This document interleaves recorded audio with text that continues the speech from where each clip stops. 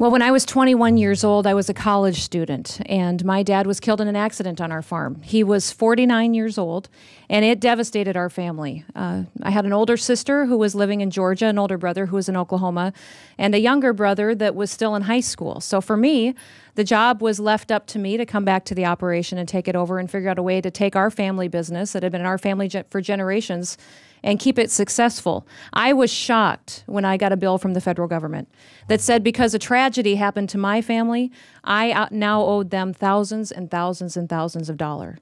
Now, my dad was a cowboy, and he was tough, and he had always raised us with the idea that you don't sell land because God isn't making any more land. We had land that had been in our family for generations that my grandpa had bought, that my great-grandfather had bought. We had machinery, we had cattle, but that didn't mean we had any money in the bank. So I was forced with a very big decision. Either we sell land that had been in our family for generations to pay that bill, or I take out a loan. I chose to take out a loan, but for 10 years, I paid on that loan to pay the federal government what I owed them in death taxes, and it made it very difficult for our family business to survive. It made me angry. And actually, it's the reason why I ran for office.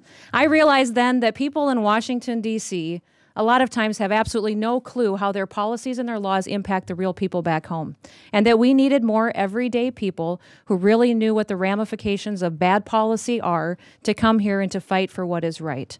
So ever since I've been involved in agriculture, ever since I've been involved in legislating, as long as I'm going to be advocating for businesses, for farms and ranches, I'm going to talk about the death tax because it is one of those policies that overnight can take a family business away from a family and make sure that it doesn't have the chance to come back or to recover.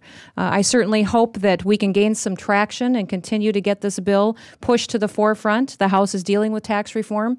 It's on the front burner for us, and this is a key component to it. So I'm very thrilled to be a part of this delegation up here today talking about such important policy to rural America.